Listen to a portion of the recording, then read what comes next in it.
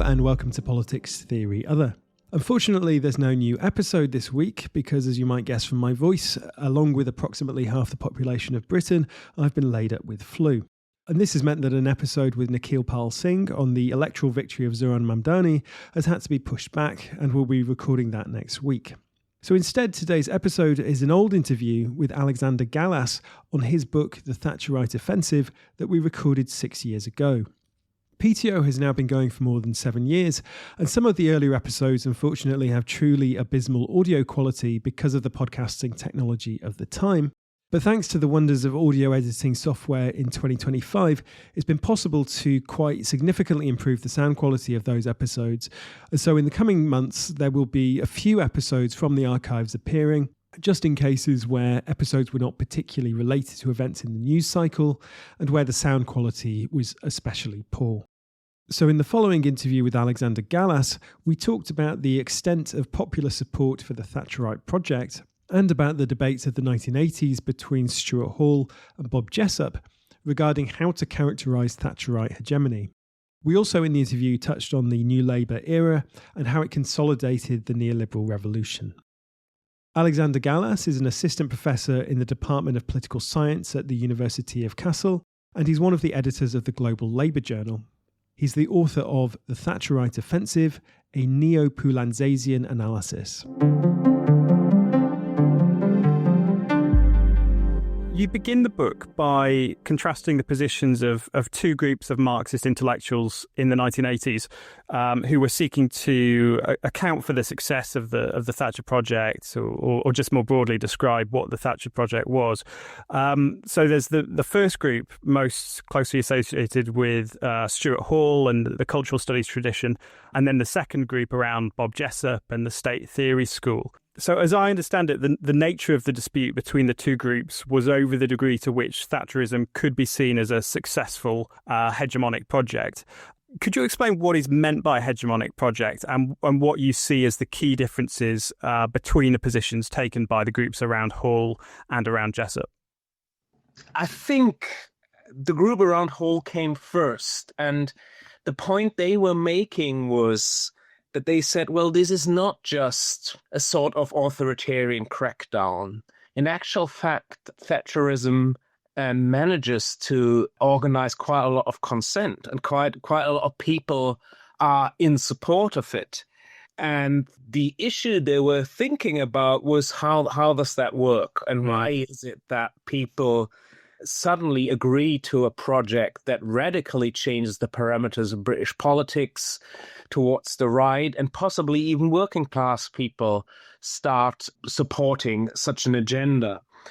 And so this is in response to a degree of resistance to seeing Thatcherism as a project which had significant popular support.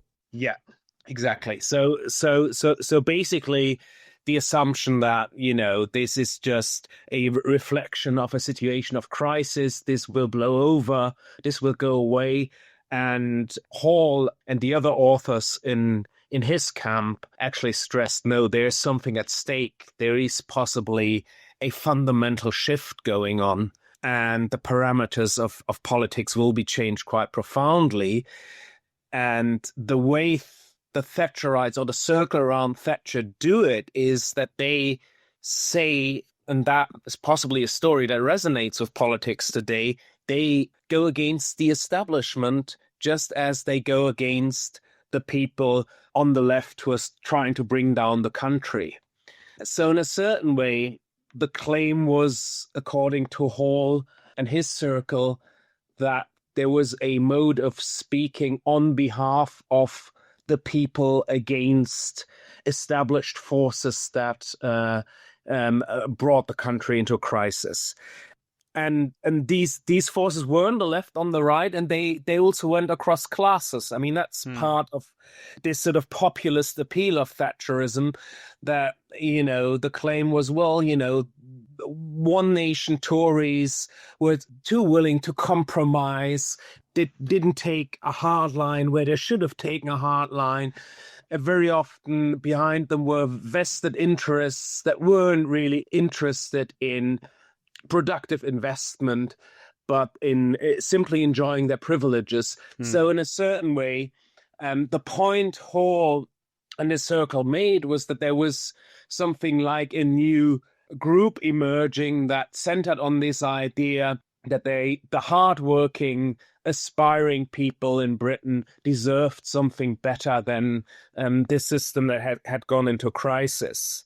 And they were able to build a lot of consent around this. And I think, or my point then was to say, well, this is a valid analysis and an important analysis, but possibly not a complete analysis of what went on.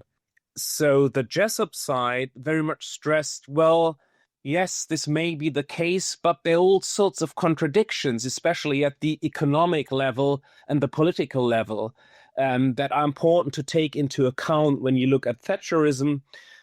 Possibly they're not able to resolve the fundamental economic problems that became visible in the 1970s crisis, and also possibly the consent that they managed to organize is not from all quarters of British society, but from certain groups. And so my thinking when I reread this debate was that actually these positions are not mutually exclusive. They were discussed as mutually exclusive positions back then. In a certain way, there was a debate between the two sides, and it was going back and forth. You know, one side said, you know, you have to take this into account, and the other side said, well, but that was not our point, and so forth. And I thought you can bring this together. And that brings me back to your initial question about the hegemonic project. Well, for the people around Hall, hegemony refers to the ability of groups representing the ruling classes to produce consent and to present their ideas as ideas that are commonly shared. The people around Jessop then took up this line of thinking but said, well, it's a correct observation that this sort of mode of governing through hegemony, through being able to present very particular and specific ideas aligned to specific interests as ideas that represent the common good, that we link those to broader political projects and see how they actually work in terms of mobilizing this consent, and where they mobilize this consent and how they're aligned to certain strategies in economic policy in particular. And I then made the point that maybe the question isn't so much, which was a big question back then, whether Thatcherism was hegemonic or not, whether it had huge public support or it didn't have huge public support, but which type of support it took. And so I came building on some of the concepts Bob Jessop introduced to the debate, came up with this idea that you could distinguish between one nation and two nations hegemonic projects. The first one being more expansive and including more parts of the population, and the second one building more on division and just targeting certain parts and attacking other parts. And then the point was to say that Thatcherism was a project of the latter type, or was aligned to a project of the latter type. And what would an historical example be of a one-nation hegemonic project? Essentially, I guess you could say that all the attempts made in post-war years to build a post-war settlement that is built on the idea that you have full employment in the welfare state, but also a certain degree of acquiescence from the trade unions and organized labor to the capitalist status quo, that these were projects that possibly at least strategically aimed for something like that.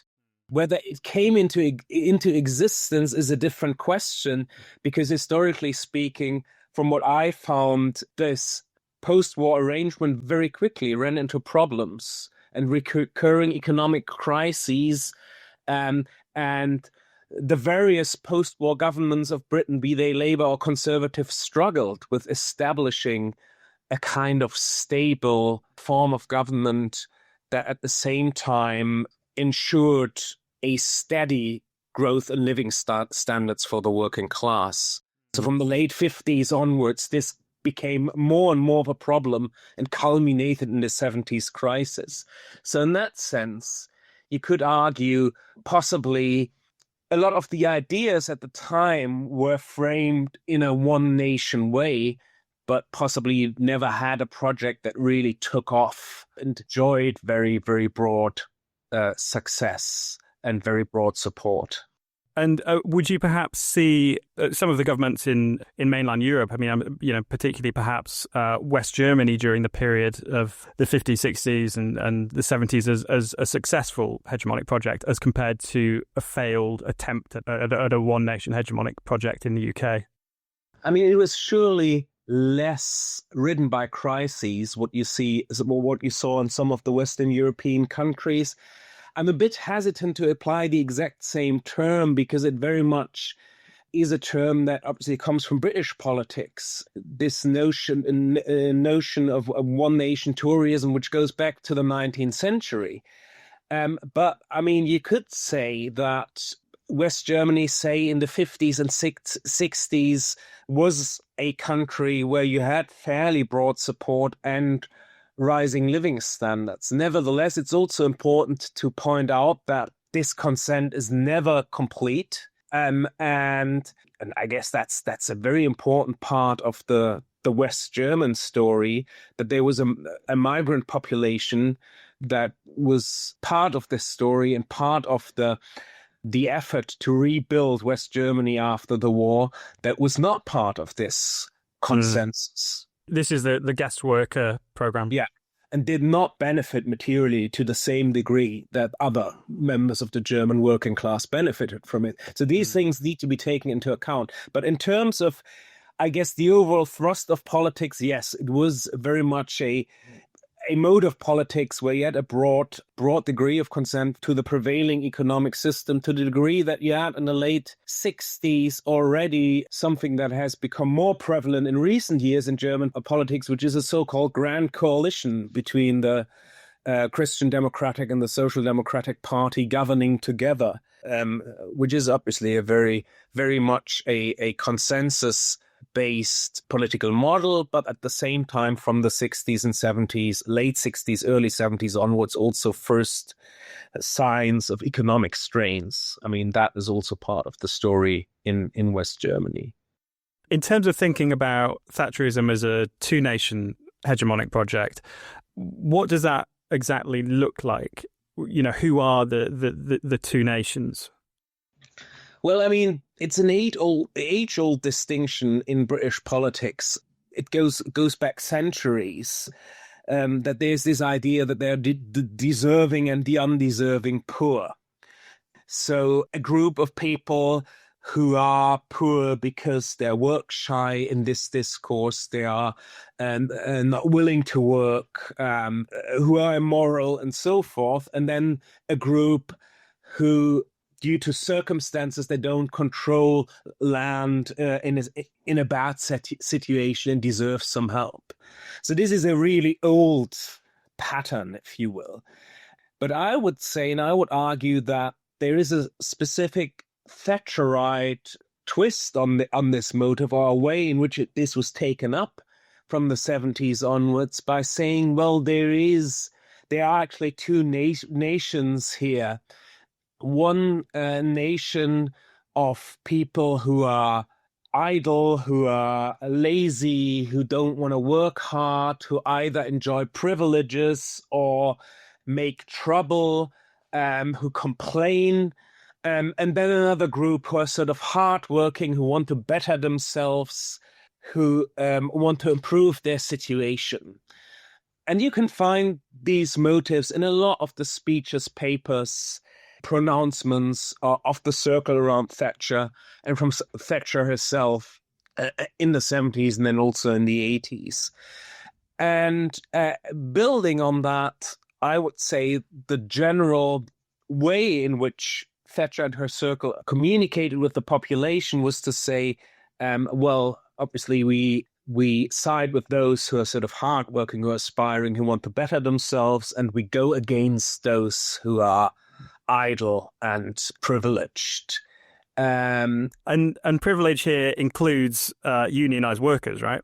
Yeah, I mean, and that can be a unionized worker who likes to go on strike and doesn't really work and doesn't really do much apart from complaining. But that can also be someone who works in the city as part of aristocratic networks, enjoys long lunches, doesn't work much, and pockets money through trading shares in the stock exchange, which is like a gentleman's club that no one can enter.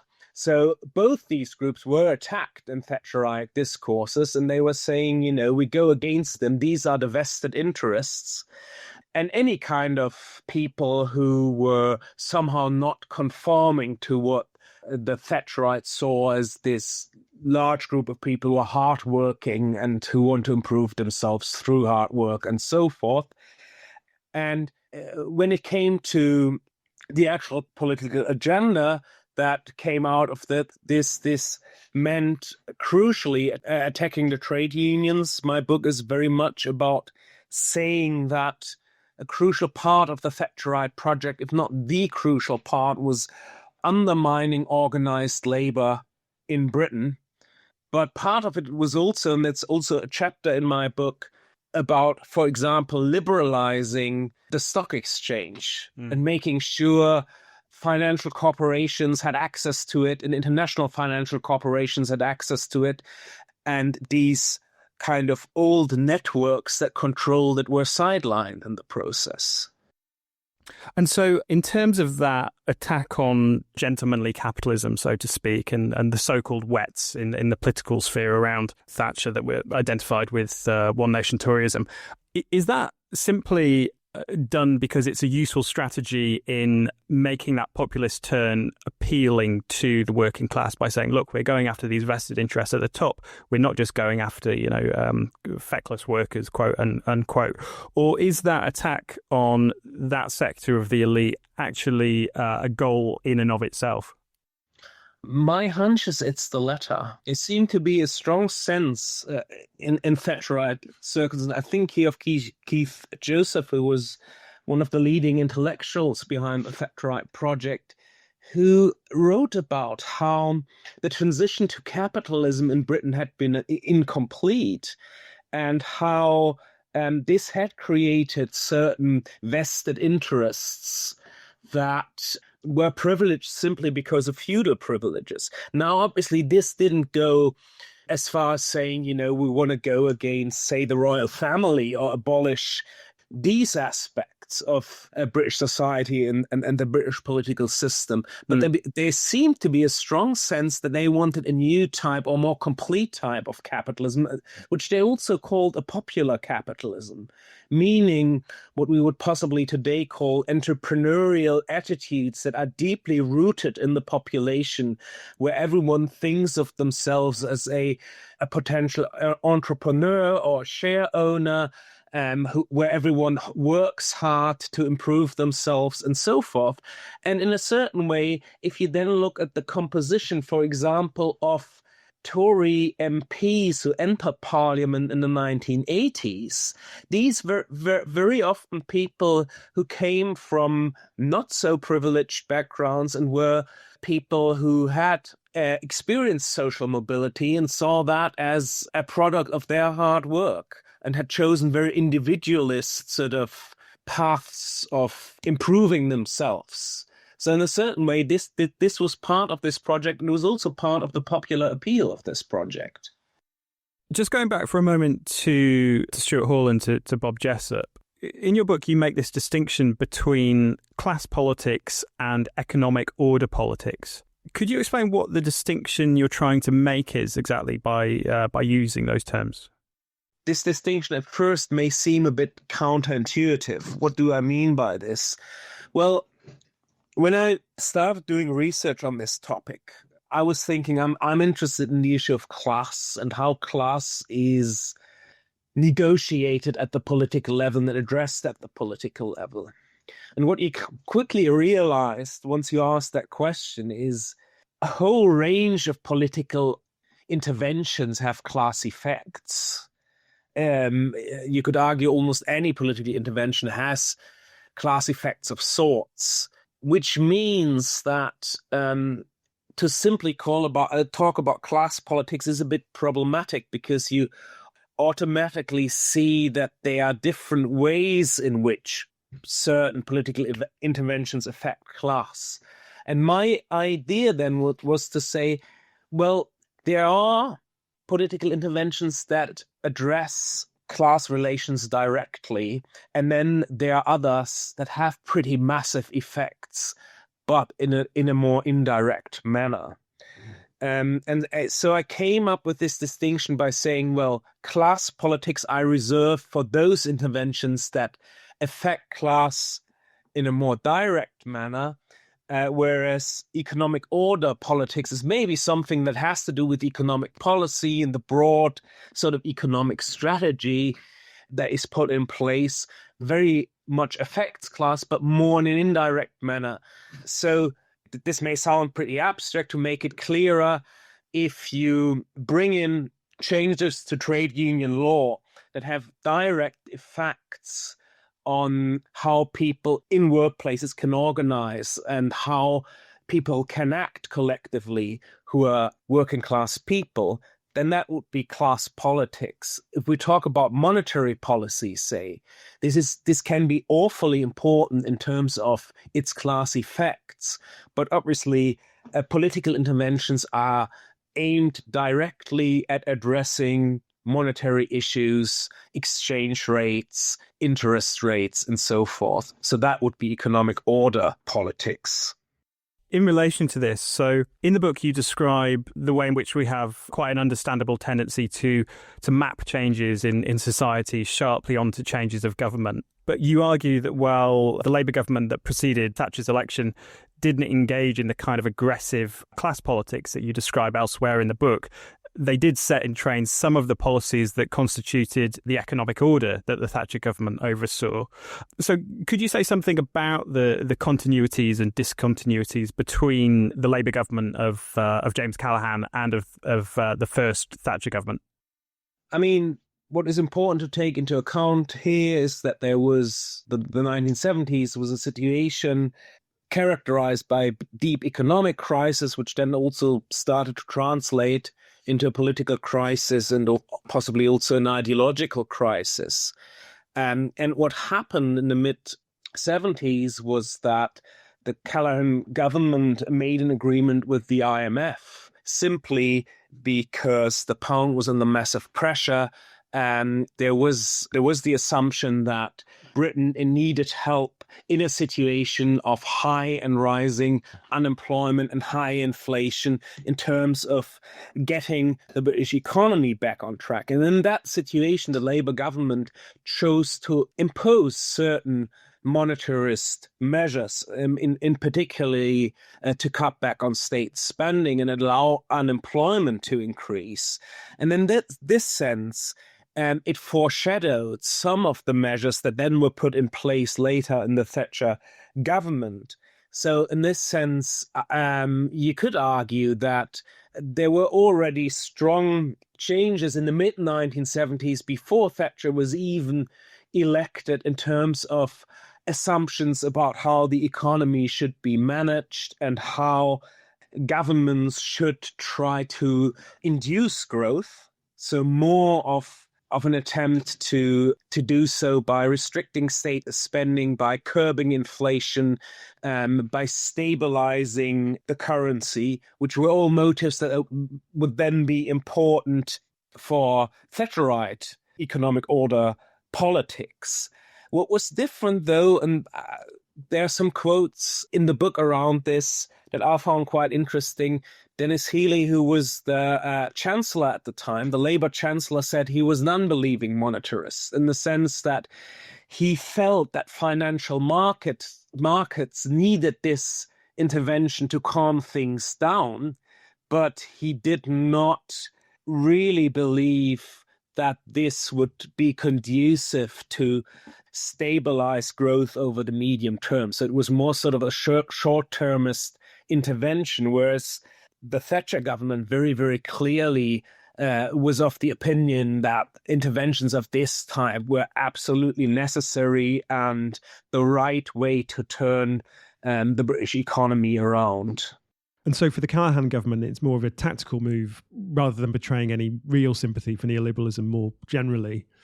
I mean, I wonder if that perhaps points to the way in which, and this maybe brings us on to the New Labour government, that it can be very easy to think of New Labour simply in terms of betraying the interests of the working class and perhaps being secretly on the side of capital. I know obviously there's a lot to that, but that can obscure the invidious position a Labour government is almost always in that there's always tremendous pressure to ensure a stable regime of accumulation.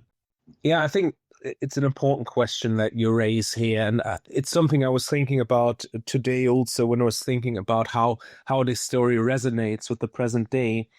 And I guess a big part of the reason why the circle around Blair embarked on this New Labour project was really the depth of the defeat they experienced, and at the same time, the difficulty they saw in reversing a lot of the changes that come about under the Thatcher government. So I would in the end say, well, they were very timid in terms of what they tried to do, especially after being re-elected and being re-elected again. But their calculation was surely that they had to ensure economic stability along the lines laid out by the Thatcher and then the major governments, and through that then create some space for certain interventions that would improve certain things for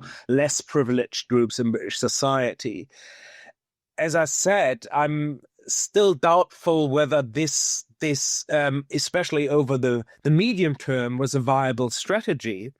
But I wouldn't think of it in terms of them consciously betraying the working class or something like that.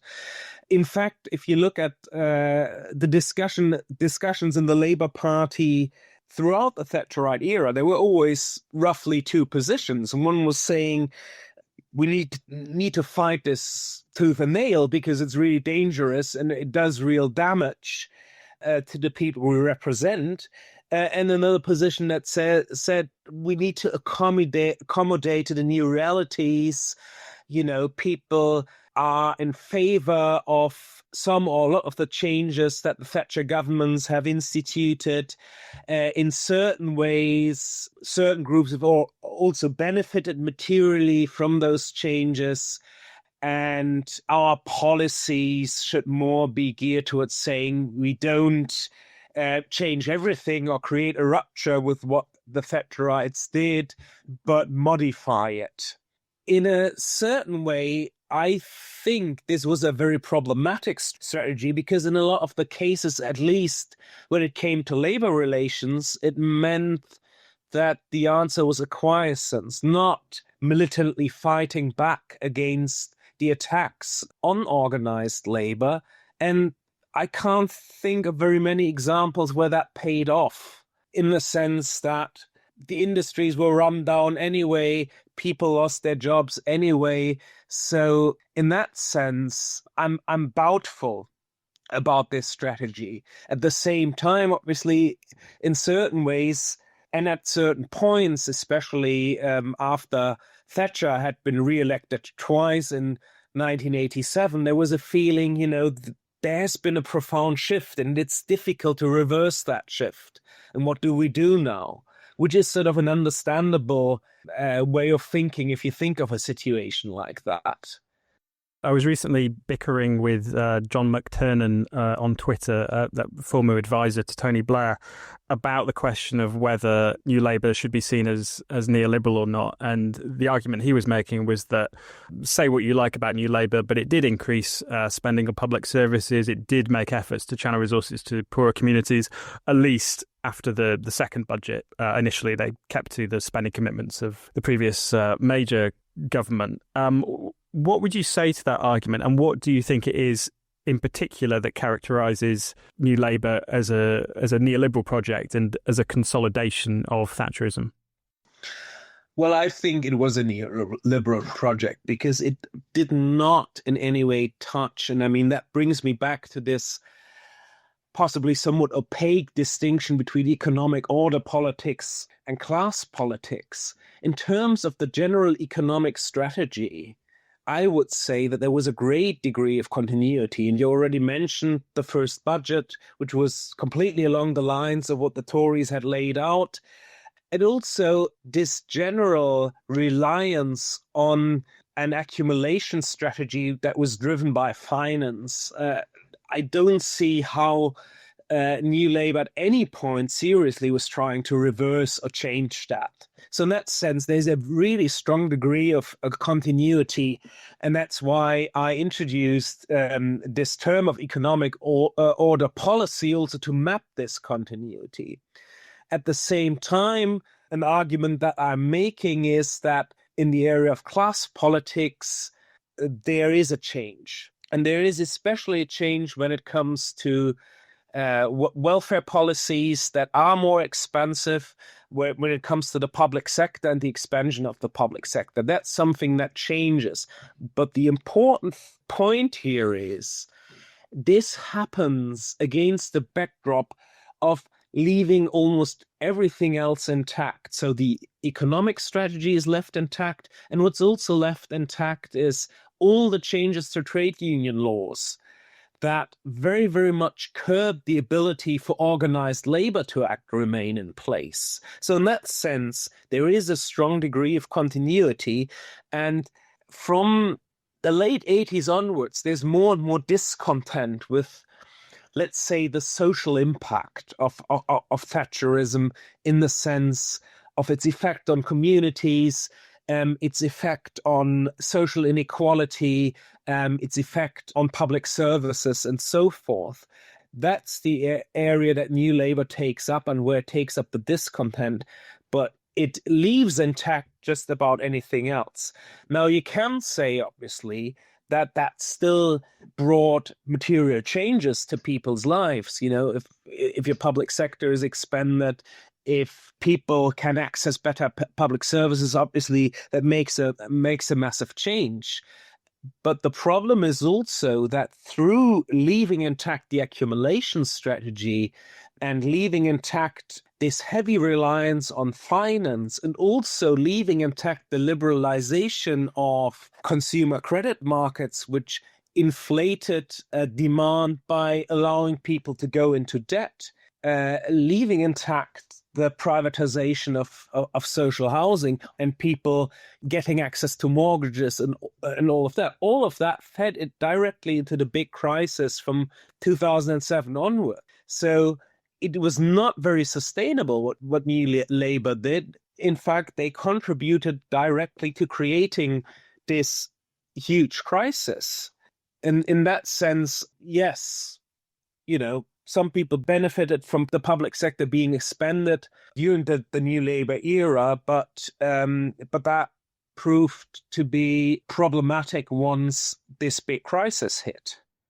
In terms of that reliance on finance, I mean, I think it's easy to look back at Thatcherism and assume that the economic system that you're describing with this reliance on finance as the intended outcome of the Thatcherite project. But am I right in thinking that you argue that the economic order politics of Thatcherism was not necessarily aimed at that, and that we're looking at a sort of failure in that sphere, and that the intent was not necessarily to have this, you know, entirely sort of hollowed out manufacturing base and this almost total reliance on finance and services?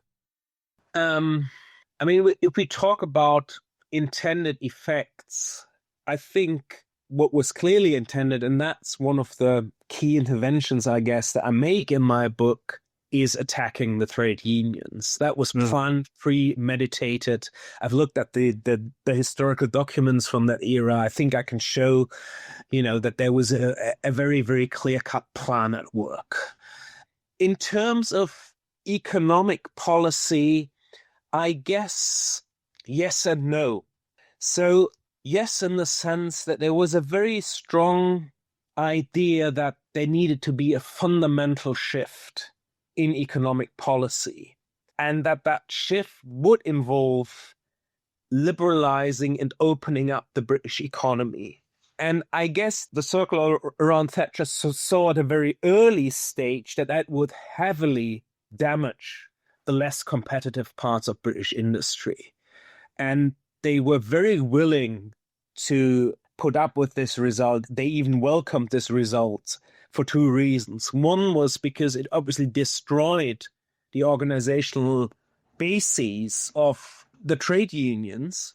And the other was that the argument was, well, this is not competitive. If it's not competitive, it's not good enough. And actually, I mean, this somewhat follows on from the logic of the Conservatives wanting to take Britain into the European community as it was, in terms of exposing British industry to competition. Is that right?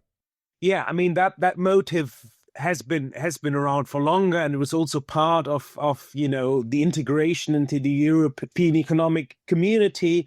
And there have been the arguments around this for a long time, that British industry wasn't competitive and what to do about it. And there were different ideas on how to address this. But I think that the specific Thatcherite take on this was that almost by default, if you would put industry out of business that wasn't competitive, something new would spring up. So this very strong neoliberal belief in the market, the ability of the market to fix this problem, I think that was distinct and that was specific. So I guess the first Wilson government in the 60s, they were talking about the white heat of technology. That was already an attempt to make British industry more competitive and to intervene, but from a much more statist angle, by investing in technology and inducing investment in technology and industrial renewal and so forth. Whereas the Thatcherites simply thought, let's open up our economy, let's expose them to competition, and let's see what happens. The market will sort it out. And I guess that was new. And to come back to your initial question about the intended or unintended consequences, I don't think they had a very clear idea that they were going to go for fully finance-driven accumulation strategy. But when it became clear that, large chunks of industry would be put out of business and would suffer, they didn't do anything to prevent that from happening. And they were very content with the city taking the lead in this process of economic restructuring. So in that sense, possibly not a fully intended consequence, but surely something that started emerging very soon and was welcomed. And so it's almost as if an intended consequence is illegitimate, in the sense that the role of government should be to facilitate markets, get out of the way. And if 20 years down the line our economy looks like Singapore, or if 20 years down the line our economy looks like Germany, it doesn't matter. What's important is that the market's been allowed to let rip and to allow things to run their course. Yeah. With the additional point that they obviously worked very hard to liberalize financial markets and saw a lot of potential in that. So in that sense, there were active interventions, not just in terms of saying we expose industry to international competition, for example, by removing controls that, prevented capitalists from exporting their capital, but also by liberalizing credit markets and by liberalizing, for example, the stock exchange, by liberalizing mortgages and so forth.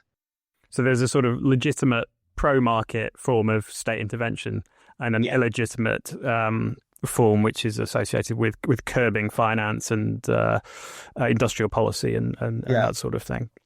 To go back to an earlier period, so you discuss at length the defeat of the labour movement and the unions, both during the 80s, but also the problems of the labour movement in the 70s, where it often seemed as if it was on the verge of, just continually winning further gains. And you diagnose a narrowly economistic perspective on the part of the unions that focuses solely on winning material gains without developing a positive political vision that could win broad appeal.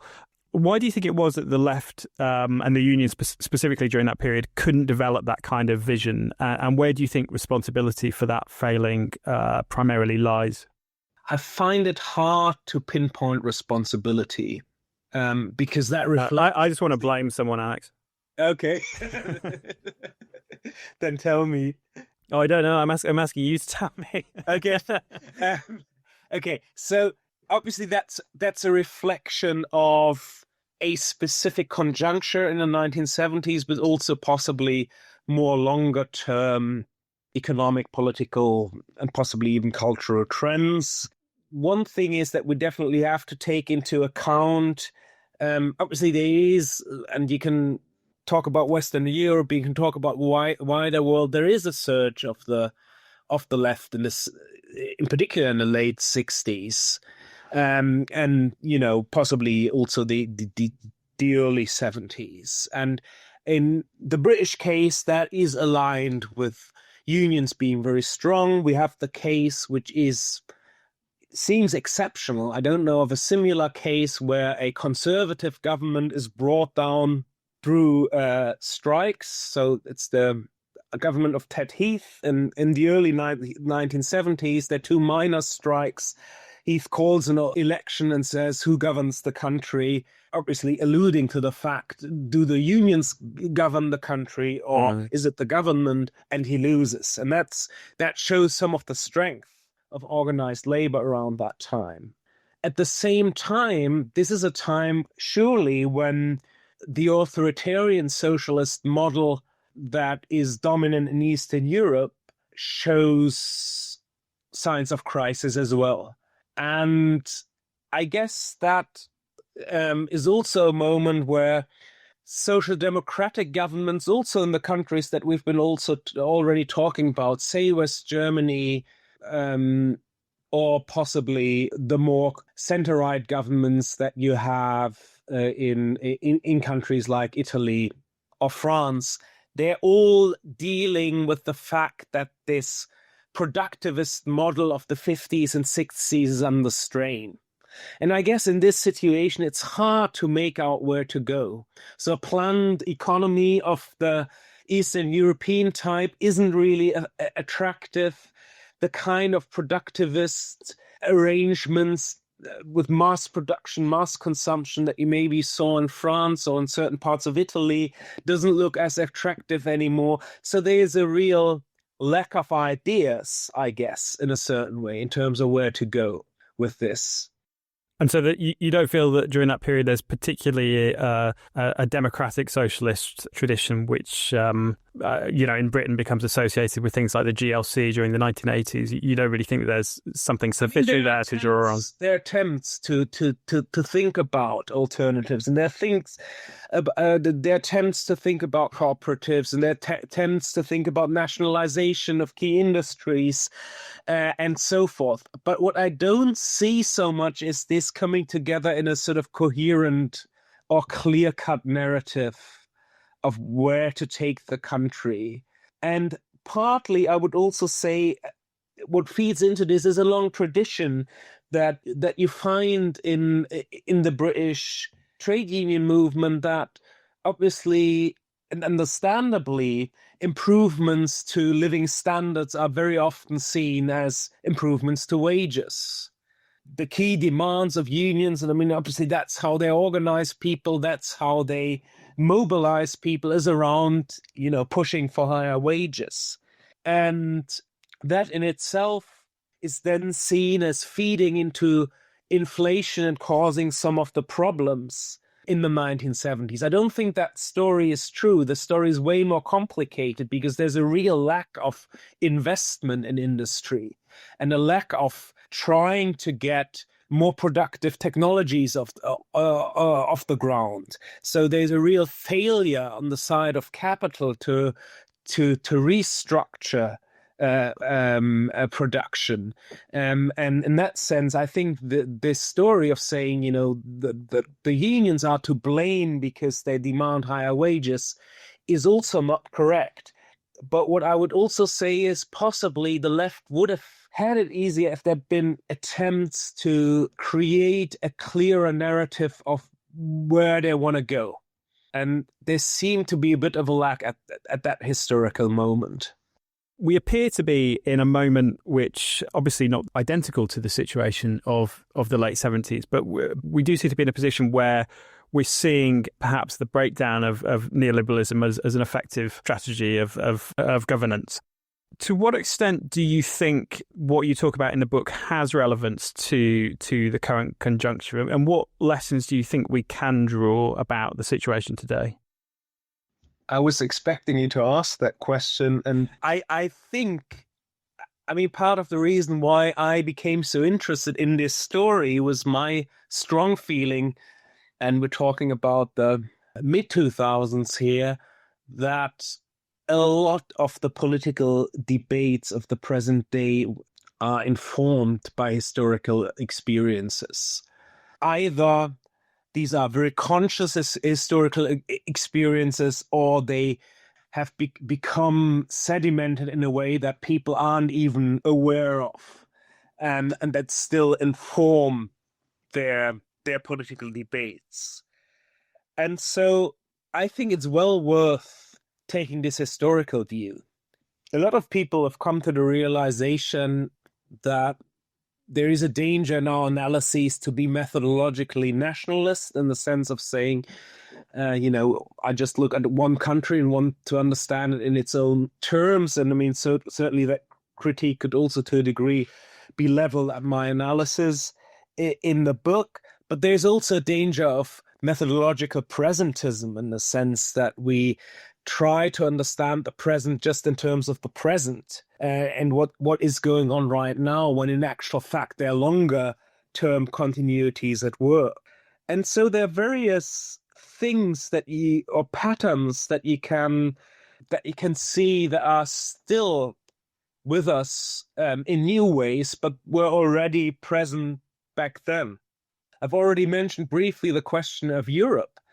So the whole late 80s, early 90s period of Thatcherism was completely overshadowed by arguments around Europe and how to relate or not to relate to European integration and the idea of a more integrated Europe.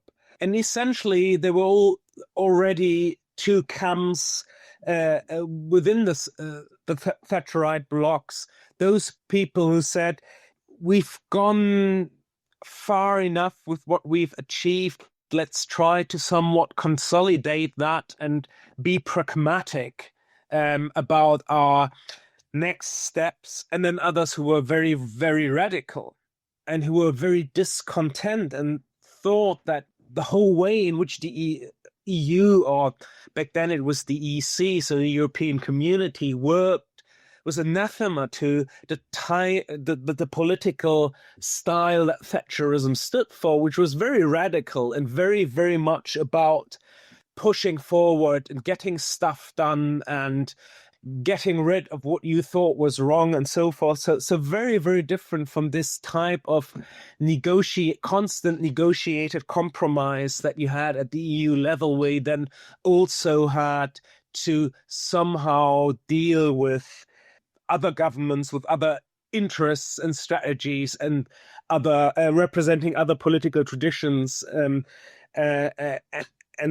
so forth. So in that sense, back then, they were already not clear about what their take on this issue was. And that problem, if anything, obviously has become more prevalent today. But what you can also say is that the debates on the left that you already mentioned are heavily informed by this historical experience, in the sense that a key motive for the rise of Blair and New Labour was obviously drawing the lessons from the defeats inflicted on the left through Thatcherism, but also a lot of the critique leveled at New Labour from the left, basically saying, and I've already made clear that I broadly agree with this point, there was no real attempt in any way to create a rupture with what Thatcherism instigated in terms of economic policy, and that had disastrous consequences. And I think these two positions, again, if you look at the current debates in the Labour Party, are present and are there. So in that sense, we can already or we can get a better grip on the situation right now if we understand this history. And what we, I guess, can also see is that it is increasingly clear that it's very, very hard to build a fairly coherent and workable political project on the grounds of the parameters put in place in the Thatcherite era. So in a certain way, the attempts by conservative governments of present years have been to either consolidate or radicalize some of the changes that have been put in place by the Thatcher government, and in a certain way that only has contributed to deepening the political crisis that Britain is engulfed in, but also to deepening the economic problems underpinning this political crisis, and the socioeconomic problems underpinning this political crisis.